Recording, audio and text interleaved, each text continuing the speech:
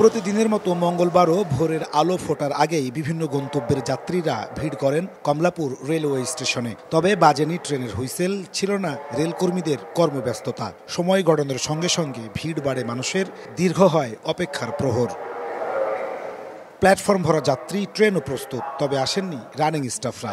এতে ভোগান্তিতে পড়েন দূর থেকে আসা যাত্রীরা। ভোর 4টার দিকে আসছি, ট্রেন চলার কোনো খবর নাই, এখানে কোনো আপডেটও কেউ দিচ্ছে না। দুর্ভোগটা তো আমাদের উপর পড়ে। এই যে বাচ্চা কান্না করতেছে, কতক্ষণ বসে থাকবো, চলে যেতে হবে। ট্রেনের এই ভোগান্তিটা মানে যে কোনো সরকার আসুক না কেন, ট্রেনের এই ভোগান্তিটা মনে বাবা আর যাবে না। ব্রিটিশ আমল থেকে চলতি ট্রেনের কর্মীরা অতিরিক্ত ডিউটির জন্য পেয়ে আসছেন মাইলেজ ও বাড়তি পেনশন সুবিধা। 2001 সালে তা বন্ধ করে দেয় অর্থ মন্ত্রণালয়। এরপর থেকেই আন্দোলনে নামেন রানিং স্টাফ ঐক্য পরিষদ। 4 বছরের আন্দোলনে সমাধান না হওয়ায় কর্মবিরতিতে তারা।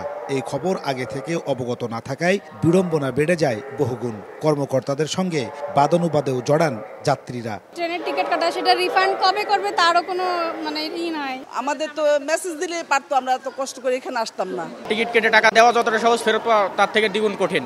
টাকাটা রিটার্ন করে দিলে আমরা সবাই খুশি হব, আমরা আমার ফ্যামিলি নিয়ে বাড়িতে যেতে পারবো। এক পর্যায়ে কমলাপুরে আসেন রেল উপদেষ্টা ফাউজুল কবির খান। যাত্রীদের কোনো স্বস্তির খবর শোনাতে পারেননি তিনি। জানান, রানিং স্টাফদের দাবি মানার ব্যাপারটি রেলের হাতে নেই, অর্থ মন্ত্রণালয়ের এখতিয়ার।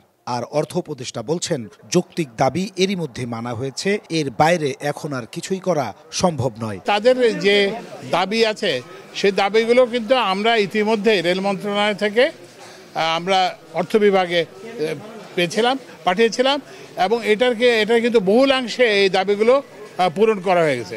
এখনও তাদের কিছু দাবি বাকি আছে। দুঃখজনক যে এতগুলো যাত্রীকে জিম্মি করে এই ধরনের একটা কর্মসূচি দেওয়া, এখানে তো কে সাফার করতেছে সাধারণ মানুষ।